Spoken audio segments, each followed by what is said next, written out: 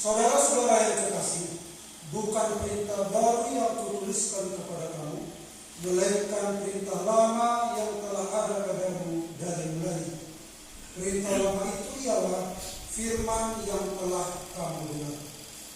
Namun perintah baru juga kutuliskan kepada kamu, telah ternyata benar di dalam Dia dan di dalam kamu, sebab kegelapan sudah benar dan terang yang benar telah bercahaya. Barang siapa berkata bahwa ia berada di dalam terang, tetapi ia membenci saudaranya, ia berada di dalam kegelapan sampai sekarang. Barang siapa mengasihi saudaranya, ia telah berada di dalam terang, dan di dalam Dia tidak ada penyesatan. Kita sama-sama Bapak Ibu 2, 3 ya. Tetapi barang siapa membenci saudaranya, ia berada di dalam kegelapan dan hidup di dalam kegelapan. Ia tidak tahu ke mana ia pergi, karena kegelapan itu telah membakar matanya. Haleluya. Haleluya. Nah, saudara-saudara, mari kita amati dulu Alkitab ini. Saya akan mengajukan pertanyaan bagi kita ayat 3 sampai ayat 11. Tidak ada di sini di depan saya tuliskan, namun kita lihat Alkitab kita masing-masing. Saya akan mengajukan pertanyaan sebentar lagi. Bapak Ibu boleh dulu lihat bagian ini. Nah, mempersingkat waktu, saya mau bertanya kepada kita. Bapak Ibu coba temukan berapa kali disebut di sana barang siapa berkata atau barang siapa mengatakan. Jadi barang siapa berkata atau barang siapa mengatakan. Berapa kali Bapak Ibu temukan? Silakan.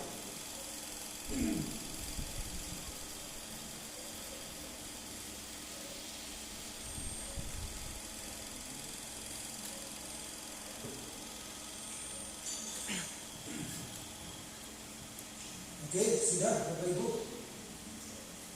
Sudah ketemu? Oke. Bu Syafian, berapa kali dikatakan barang siapa berkata atau barang siapa mengatakan? 3 hari ada pokoknya di sini, 3 kali. Berapa? 3. Oke. Yang lain? 6. Perhatikan ya, barang siapa berkata, bukan barang siapa, bukan. Barang siapa berkata atau barang siapa mengatakan. 3 kali. Berapa? 3 kali. 3 kali. Tengah, kiri ada 2 versi sini. 3, 4. Di sini 6. Di sini 3, konsisten 3 ya. 3 kali. Oke. Baik, 4. Saya mau tanya dulu yang 4 itu. Coba Pak Syafian, di mana itu disebutkan? Sehingga ini yang ayat ini ya, ayat 3 sampai 11, sehingga waktu hidup sampai 4 kali. Pertama ayat 4, yang kedua ayat 6. Ayat 4 ayat 20. Barang siapa berkata, Oke, 1. Kedua, barang siapa mengatakan, 2, oke. barang siapa berkata, Ayat 3. 9. 9. Ya. Terus yang keempat, 3 kali. 3. Oh ya, 3. Berarti Ibu Syafian lebih jelas ya. 3 artinya 3 ya. Jadi yang pertama apa tadi? Barang siapa berkata, apa selanjutnya? Barang siapa berkata, aku mengenal dia, terus tetapi tidak. Nah, terus itu yang pertama. Yang kedua,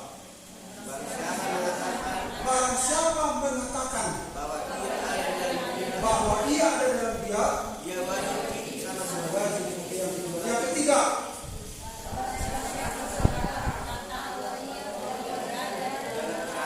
barang siapa berkata bahwa ia ada dalam terang. Terus tetapi, oke, terima kasih. Ya, itu 3 kali. Nah,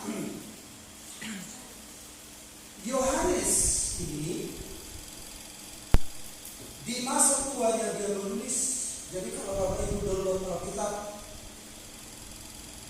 suara. Jadi kalau Bapak Ibu nggak sempat baca Alkitab di rumah, bisa download Alkitab suara di handphone masing-masing. Bapak Ibu pakai headset, dengarkanlah setiap ayat.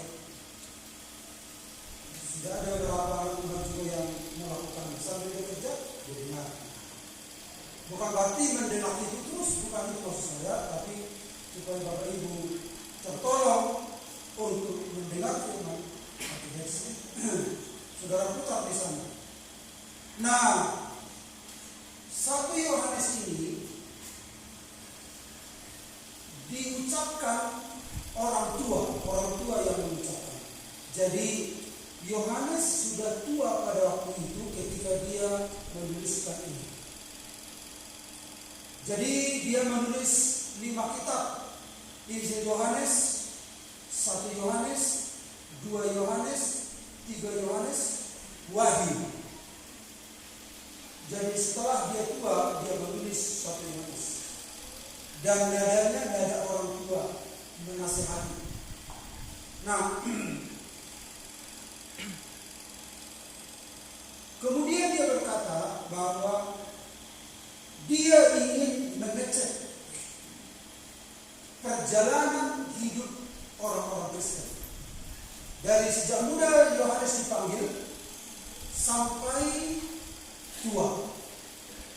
Dan Yohanes adalah rasul yang meninggal dengan wajar.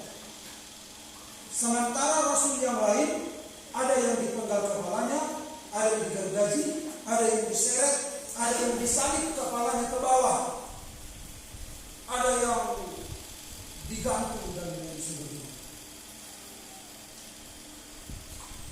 Ada yang diseret dengan kuda, ada yang dikuliti.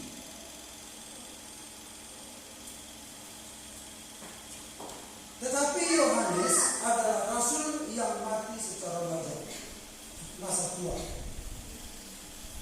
Bukan berarti dia tidak pernah mengalami aniaya, tetapi akhirnya dia mati secara normal. Nah, di masa tuanya dia menulis Yohanes. Jadi dia mengevaluasi perjalanan setiap orang Kristen.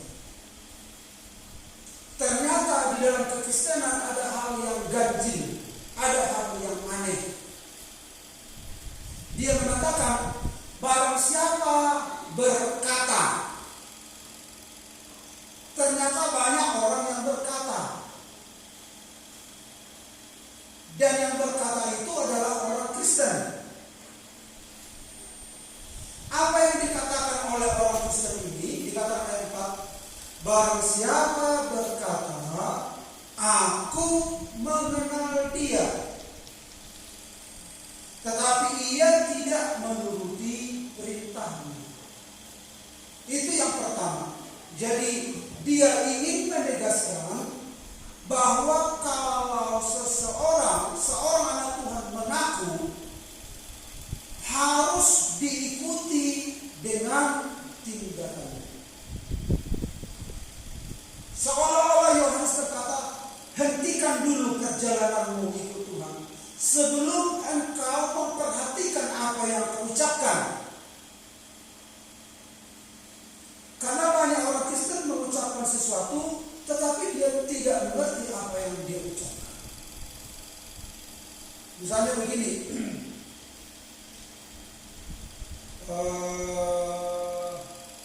memang tidak semua bisa kita lakukan apa yang kita ucapkan. Misalnya ketika kita nyanyi, bersama malaikat di surga, nyanyikan kidung pujian, bermazmur bagimu, muliakan nama-Mu, Yesus aku memuji.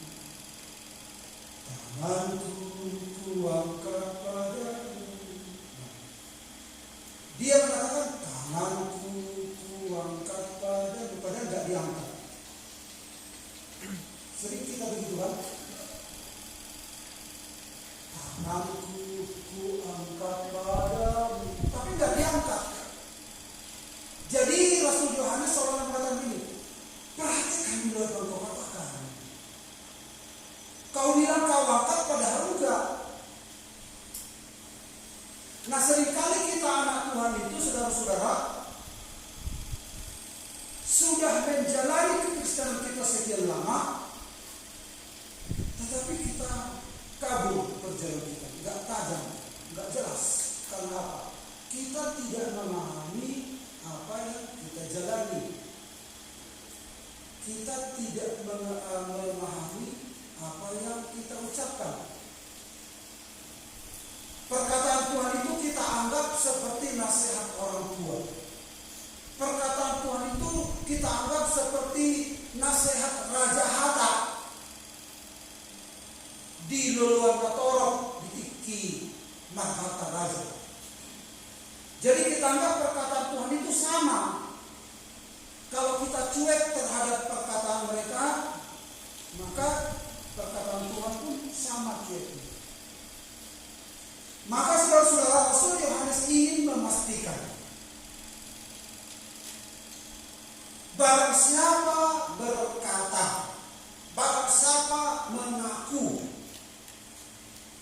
itu harus itu ada apanya? Ada penandanya, ada bukti yang dia nyatakan.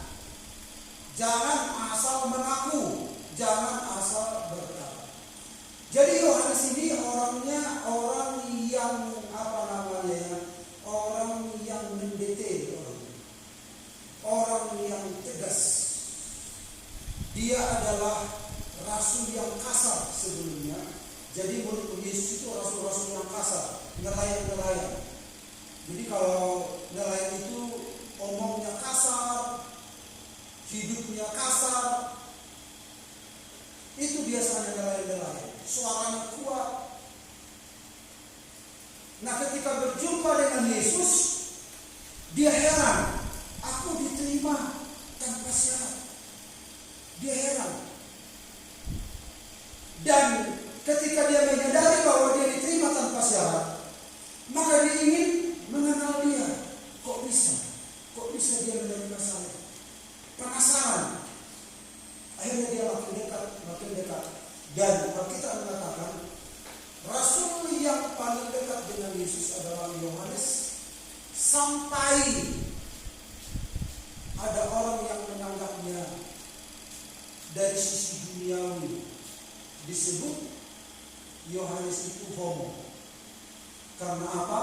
Karena Yohanes bersandar di dada Yesus. Orang-orang musuh Kristen menganggap ini salah. Tetapi mereka tidak mengerti mengapa bisa terjadi.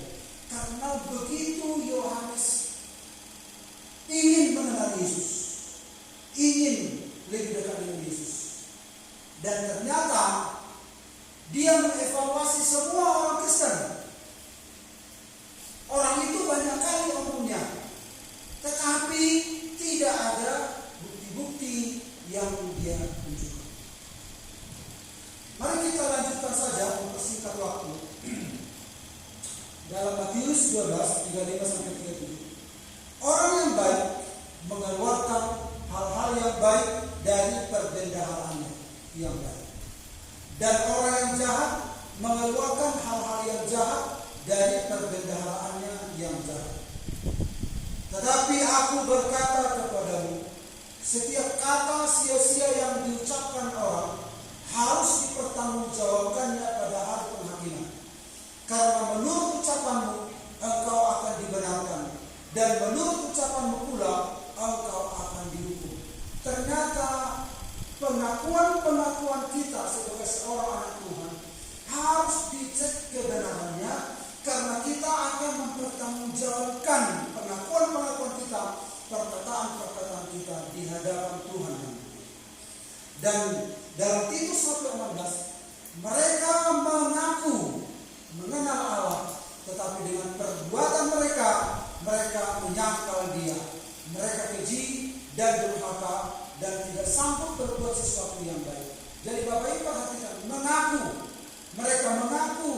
mereka berkata mengenal Allah, tetapi dengan perbuatan mereka, artinya ada seharusnya yang mengikuti pengakuan mereka. Misalnya, kalau mereka mengaku, harus ada yang mengikuti sesuai dengan apa yang mereka ucapkan. Tidak bisa terpisah. Nah, mari kita lihat lebih jauh lagi. Karena itu Bapak Ibu, saya berikan tema firman Tuhan hari ini. Ini adalah Kristus yang sudah kita pelajari. Kita tertanam di dalam Kristus, kita mengenal Kristus, kehidupan Kristus kita serap. Nah, kalau kita mengaku, kalau kita berkata kita sudah mengenal Kristus, kita sudah ada dalam terang, kita ada dalam Dia menuntut ini. Kalau begitu, buktikan pengakuanmu itu. Kalau kau tidak buktikan, berhenti dulu. Kalau kau tidak bisa buktikan, merenung dulu, baru lanjutkan langkahmu. Jadi Rasul Yohanes ingin orang-orang Kristen itu jangan sembrono. Supaya apa? Supaya orang Kristen itu mengerti sudah sejauh mana dia berjalan, sudah sejauh mana tingkatan kerohaniannya, sudah selevel mana dia. Makanya Rasul Yohanes mengatakan kekristenan itu ada 3 level. Kristen anak-anak, Kristen pemuda, Kristen bapak-bapak. Kenapa orang Kristen itu tidak bisa mengetahui sudah tahap mana dia? Karena dia tidak konsisten dengan apa yang dia ucapkan.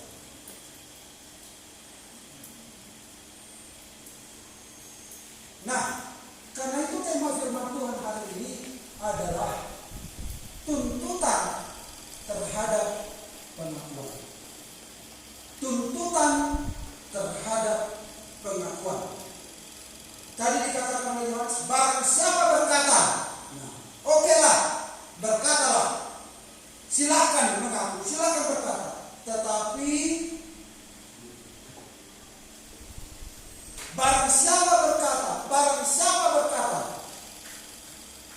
Jadi Yohanes ini, saudara-saudara, dia memahami betul siapa Tuhan itu. Kita baru mendengarkan firman yang mengatakan tidak seorang pun, itu Yohanes yang mengatakan, tidak seorang pun yang pernah naik ke surga. Jadi dia itu bukan orang yang setengah-setengah, yang ragu-ragu, dia begitu tegas. Tidak seorang pun yang pernah naik ke surga. Jadi dia sedang membungkam orang-orang yang omong doang begitu. Dan dia mengatakan tidak seorang pun. Kalau orang lain berkata, aku pernah naik ke surga, Yohanes bilang tidak seorang pun. Tidak seorang pun yang pernah melihat Allah.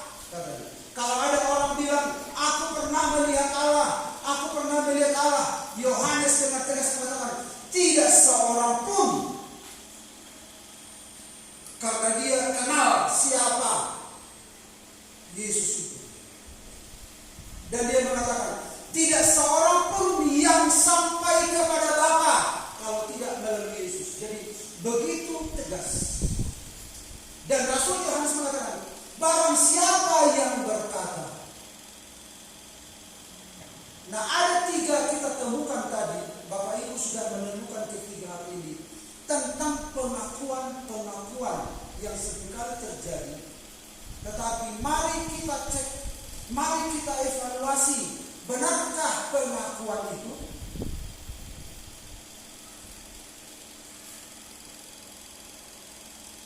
Ada 3 pengakuan yang dituntut pembuktiannya segera. Nah, kita sudah mengaku di sini tadi. Barang siapa tadi apa yang pertama? Barang siapa yang berkata bahwa dia ada di dalam dia. Oke. Barang siapa berkata bahwa dia ada di apa tadi? Ya.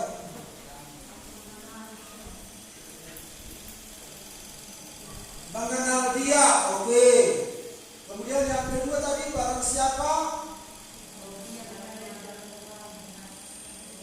yang mengatakan bahwa dia ada di dalam dia, aku di dalam Tuhan, aku adalah anak Tuhan, aku adalah terang di dalam Tuhan. Oke, pengakuan itu. Tapi dikatakan jelas, barang siapa yang mengatakan demikian, ada 3 pengakuan yang dituntut pembuktiannya segera. Kenapa segera? Karena kita percuma menjalankan kekristenan kita kalau pengakuan kita tak terbukti. Jadi kalau kita menghabiskan hari-hari kita, umur kita sudah 30, 40, 50, 60, 70 dan seterusnya, kita habiskan tahun-tahun hidup kita, tetapi tak kunjung ada pembuktian, nanti kita akan heran. Enyahlah kamu sekalian, hai pembuat kejahatan. Kita akan kaget. Karena itu kita merenung. Ini 3 poin dan 1 poin saja yang kita bahas hari ini, karena ini adalah firman yang hebat, yang luar biasa, yang menyentak kehidupan kita, yang menghentak kehidupan kita supaya kita sadar. Pembuktian segera sebelum kita lanjutkan perjalanan spiritual kita, perjalanan rohani kita. Saudara siap? Amin. Amin. Mari kita lihat yang pertama. Hal yang pertama, pengakuan yang pertama yang dituntut pembuktiannya segera. 1 Yohanes 2 ayat 3-4. Dan inilah tandanya bahwa kita mengenal Allah, yaitu jikalau kita menuruti perintah-perintahnya. Ini yang pertama tadi. Barang siapa berkata, aku mengenal dia, tetapi ia tidak menuruti perintahnya, ia adalah seorang pendusta, dan di dalamnya tidak ada kebenaran. Jadi yang pertama kita lihat, barang siapa berkata mengenal dia. Barang siapa ini? Saya. Dan saudara juga mungkin sering berkata telah mengenal dia. Kalau ditanya kepada kita, sudah kenal Tuhan? Sudah. Bagaimana pembuktiannya kau mengenal Tuhan? Kita tidak tahu. Sudah kenal Tuhan? Sudah. Sejak kapan? Sejak SD. Apa pembuktiannya kau mengenal Tuhan? Tidak tahu. Sudah kau kenal Tuhan? Sudah. Sejak kapan? Puluhan tahun yang lalu. Sejak aku masih muda sampai sekarang telah menjadi tua, aku sudah kenal Tuhan. Apa pembuktiannya? Tidak tahu. Nah, karena itu Rasul Yohanes mengatakan, barang siapa yang berkata aku mengenal dia, tetapi tidak menuruti perintahnya, ia seorang pendusta. Ini yang kita mengatakan. Ini Yohanes. Ini Rasul Yohanes.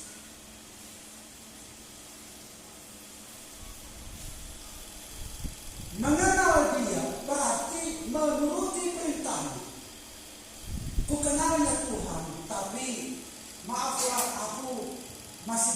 bisa menuruti perintahnya. Itu berarti belum kenal Tuhan. Ku kenalnya dia, tetapi ini belum bisa kulepaskan. Kebiasaan lamaku ini belum dilepaskan. Aku mengenal Tuhan, ya, Tuhanku Yesus. Adanya fotonya di kalender. Dia adalah Tuhanku. Berarti belum kenal Tuhan kalau begitu. Karena kalau kenal Tuhan, kalau mengenal dia, itu muncul sebuah penurutan akan firman.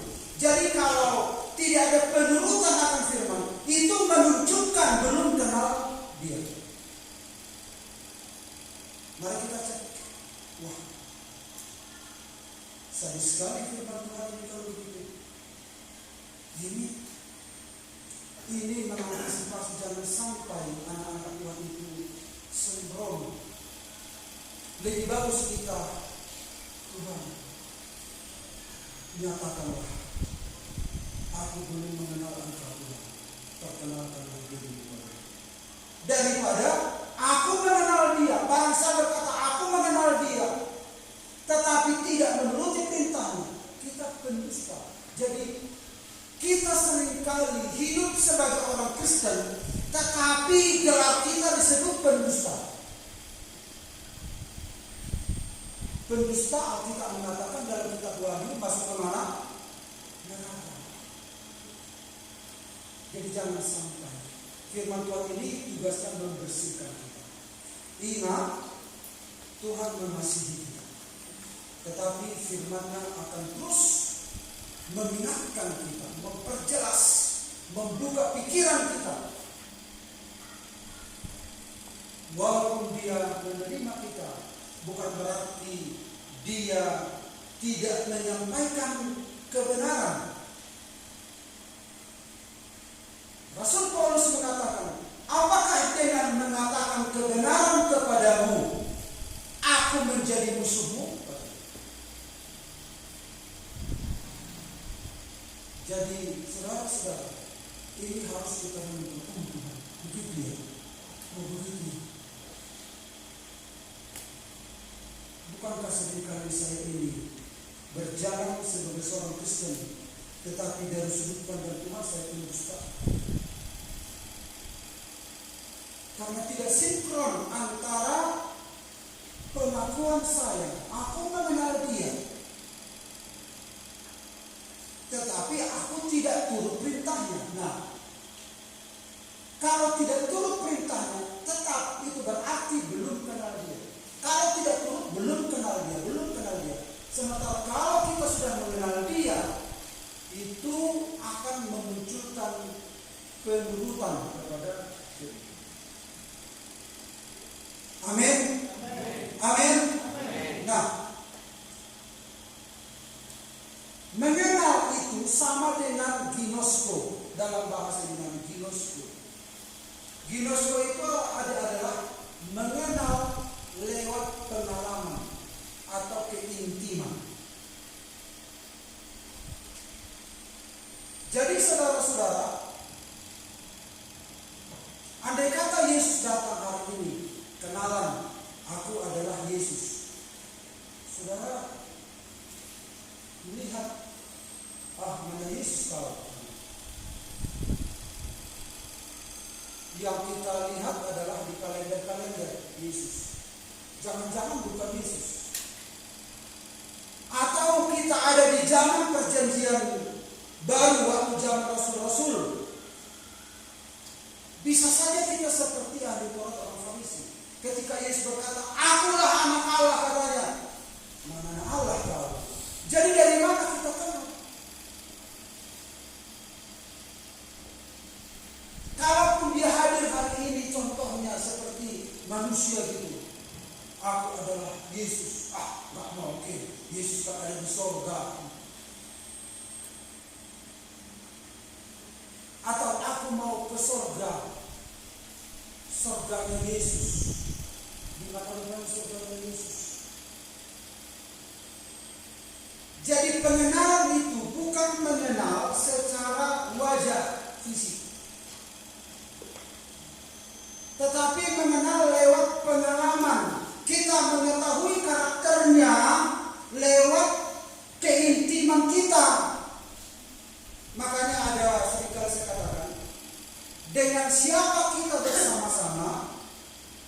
akan serupa dengan orang itu.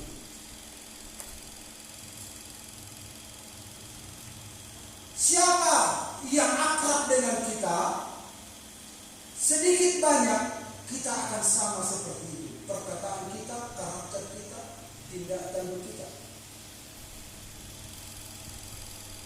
Dan keakraban yang paling intim adalah suami istri. Makanya makin lama pasangan itu makin akrab. Dan tanpa menyadari, ternyata sifatnya istri saya telah kulakoni. Sifat saya telah dia peragakan begitu.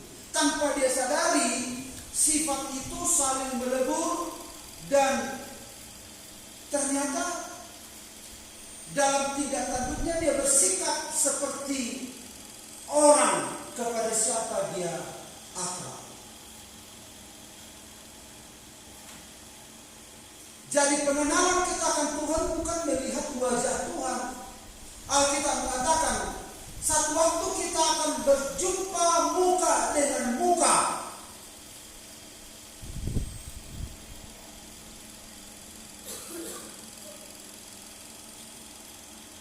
Tetapi kita bisa mengenal dia lewat keintiman walaupun mukanya kita tidak lihat.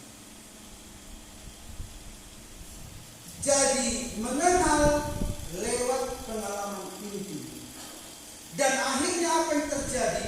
Lewat keintiman itu, maka kita melakukan apa yang dia lakukan.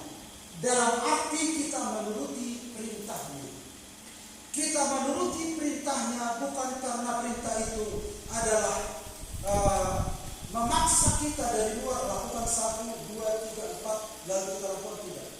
Melakukan perintah yang di sini adalah hasil dari keintiman itu dengan sendirinya kita menjalaninya tanpa kita sadari.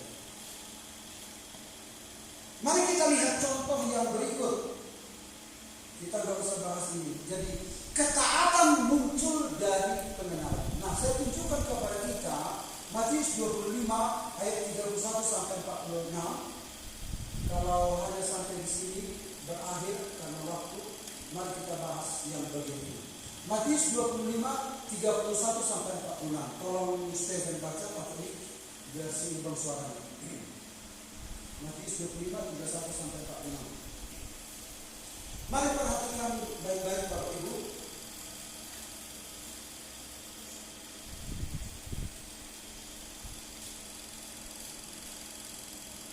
Matius 25 ayat 31 sampai 46. Silakan. Matius 25 ayat 31 sampai 46. Apabila anak manusia datang dalam kemuliaannya dan semua malaikat bersama-sama dengan dia, maka ia akan bersemayam di atas tahta kemuliaannya. Pelan ya.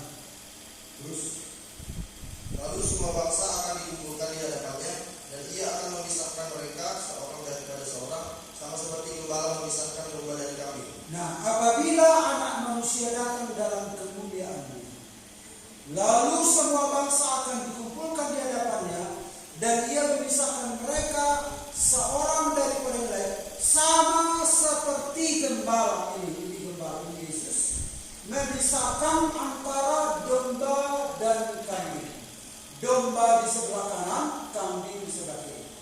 Nah, ini adalah ilustrasi tentang gembala. Tentu kita bukan domba, bukan daging. Nah, bukan kambing maksud saya. Kita adalah manusia, tetapi ini adalah perumpamaan. Domba di sebelah kanan, kambing di sebelah kiri terus. Dan ia akan menempatkan domba-domba di sebelah kanannya dan kambing-kambing di sebelah kirinya.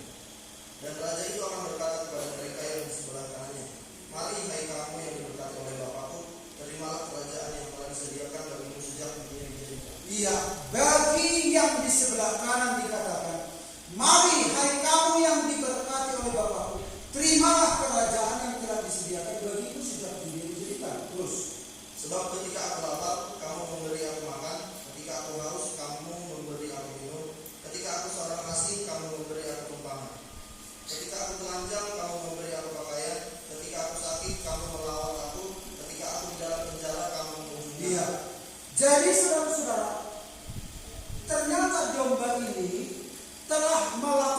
sesuatu yang dia tidak sadari. Dia telah melakukan sesuatu yang tidak dia sadari. Dia melakukan secara alamiah. Karena apa? Perilaku kita tergantung kepada siapa kita akrab. Tadi ginosko itu kalau kita mengenal Tuhan, kita akrab, kita intim dengan Tuhan, maka perilakunya Tuhan itu tanpa kita sadari akan kita ekspresikan. Jadi kita menuruti firman karena hubungan. Orang taat kepada firman karena hubungannya dengan Tuhan. Orang akan mudah melakukan firman karena hubungannya dengan Tuhan.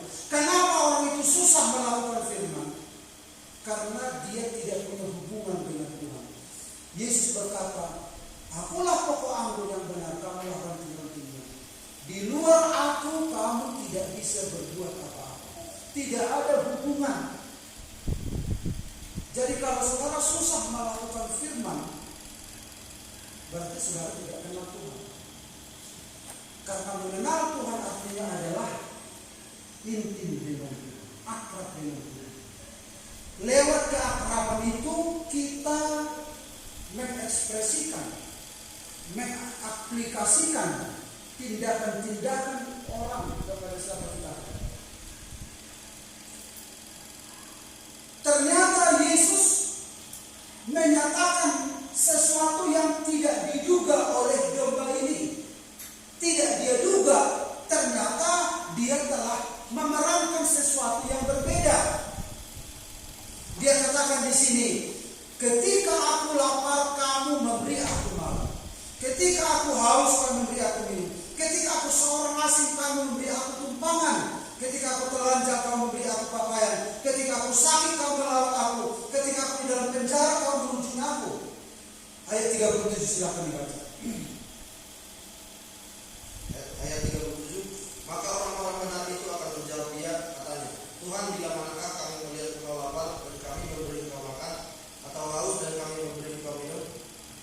Bila manakah kami melihat engkau sebagai orang asing dan kami memberi engkau tumpangan atau telanjang dan kami memberi engkau pakaian? Bila manakah kami melihat engkau sakit atau dalam penjara dan kami mengunjungi engkau? Nah, orang ini heran, domba-domba ini heran. Heran dengan apa yang dia peragakan. Yang dia tahu, anak-anak Tuhan ini, orang benar ini harus melekat dengan Tuhan. Itu yang mereka tahu. Di luar Tuhan dia tidak bisa berbuat apa-apa. Ternyata saudara-saudara, action mereka tidak sadari. Ternyata dinilai oleh Tuhan. Dan Tuhan mengatakan hal-hal yang luar biasa. Penurutan mereka akan firman Tuhan bukan berdasarkan saudara-saudara paksaan, tetapi berdasarkan hubungan. Dan mereka berkata, kapan kami melihat engkau lapar, kami memberi engkau makan? Kau kan ada di surga. Kami tidak memberi engkau makan. Yang kami tahu sebagai seorang Kristen harus memberi makan orang lapar. Itu yang kami tahu. Kapan engkau haus, kami memberi kau minum. Kau kan ada di surga. Yang kami tahu seorang Kristen memberi minum bagi orang yang haus. Artinya orang ini memperagakan kehidupan Yesus dalam hidupnya. Lalu apa kata Yesus? Ayat 40, dan raja itu akan menjawab mereka, aku berkata kepadamu, sesungguhnya segala sesuatu yang kamu lakukan untuk salah seorang dari saudaraku yang paling hina ini, kamu telah melakukannya untuk aku. Ternyata orang benar ini yang mereka lakoni, yang mereka tahu hidup sebagai seorang Kristen yang benar sesuai dengan kebenaran yang mereka terima. Karena mereka bergaul dengan kebenaran, melekat dengan Yesus, maka mereka, aksi mereka itu ya kebenaran.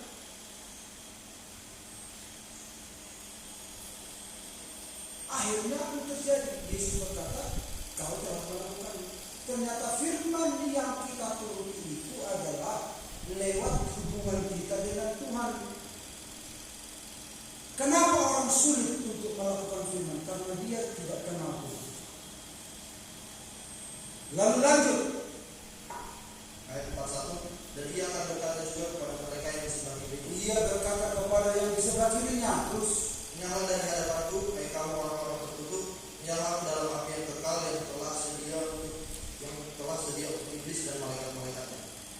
Sebab ketika aku lapar, kamu tidak memberi aku makan. Ketika aku haus, kamu tidak memberi aku minum. Ketika aku seorang asing, kamu tidak memberi aku tumpangan. Ketika aku telanjang, kamu tidak memberi aku pakaian. Ketika aku sakit dan dalam penjara, kamu tidak melawat aku. Lalu mereka pun akan menjawab dia, katanya, Tuhan bilang, manakah kami melihat engkau lapar atau haus, atau sebagai orang asing, atau telanjang, atau sakit, atau dalam penjara, dan kami tidak melayani engkau? nah, mereka ini berpikir, aku mau melayani Tuhan. Tetapi Tuhan tidak ada. Makanya ketika dikatakan di sini, bila mana kami melihat engkau lapar atau haus atau orang asing, telanjang, sakit, dalam penjara, kami tidak melayani engkau. Bagaimana bisa kami tahu kau di dalam penjara? Kau kan ada di surga.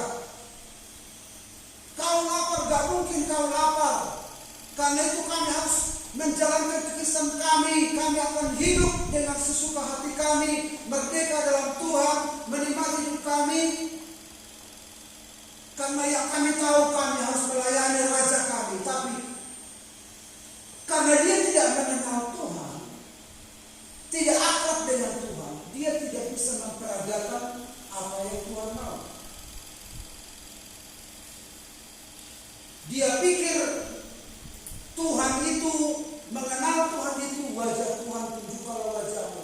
Ternyata saudara-saudara, mengenal Tuhan itu adalah menuruti firman. Lewat keintiman kita itu, terpancar lewat hidup kita itu. Tahu-tahu sudah firman yang keluar dari hidup kita. Perilaku kebenaran sudah keluar dari dalam hidup kita lewat hubungan.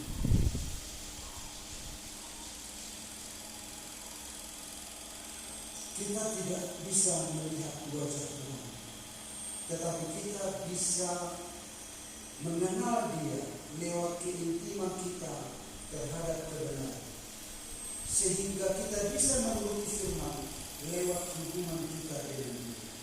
Ini orang ini merasa dia menutup mata. Nah, dia menutup mata pada orang lain. Dia tidak memberi makan orang yang lapar. Dia peduli sama dirinya sendiri. Itu berarti dia tidak punya hubungan dengan Tuhan. Sementara ini tanpa dia sadari, dia telah melakukan hal-hal yang mengalir dari dirinya sendiri. Karena dia mempunyai hubungan, dan apa yang dialirkan dari dirinya itu bersumber dari keinginan. Makanya saudara-saudara, kalau kita lihat ini adalah mengenal Kristus. Ini adalah dusta. Ya. Kalau kita benar mengenal Kristus, pembuktiannya bukan ini dusta. Kalau kita mengenal Kristus, pembuktiannya adalah ini. Nah, kalau kita tunjukkan, kita sudah pernah dengar firman Tuhan, kita dibangun di atas batu karang yang mahal harganya, mutiara yang mahal harganya. Tetapi orang ini begitu tega membangun dengan murahan. Itu dusta. Tetapi ini adalah yang benar. Kalau kita sudah tahu, kita mengenal Kristus, Kristus itu adalah mahal. Dia adalah mutiara yang berharga, di mana seseorang yang membeli lahan itu karena ada mutiara di dalamnya. Dia menjual semua hartanya untuk membeli mutiara itu. Begitu mahal harganya. Dan karena mahalnya harganya, maka tidak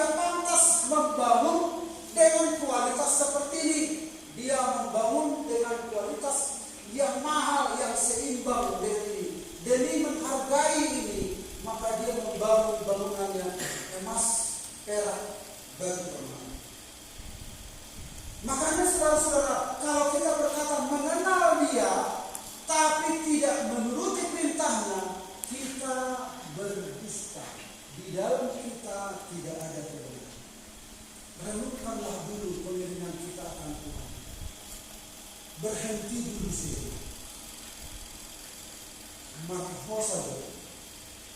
Artinya bukan berarti tidak ke gereja maksudnya. Bahasa waktu gereja orangnya marho saja, bukan itu maksudnya. Tapi maksud saya adalah renungkan. Jangan-jangan kita ini pendusta.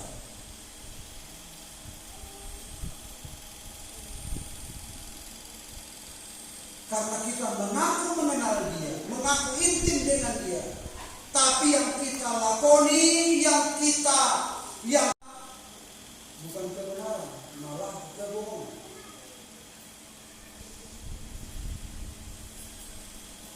Jangan sampai kita menjadi kambing yang pada akhirnya dicampakkan ke dalam api. Tapi kita adalah anak-anak Allah yang sedang dibersihkan.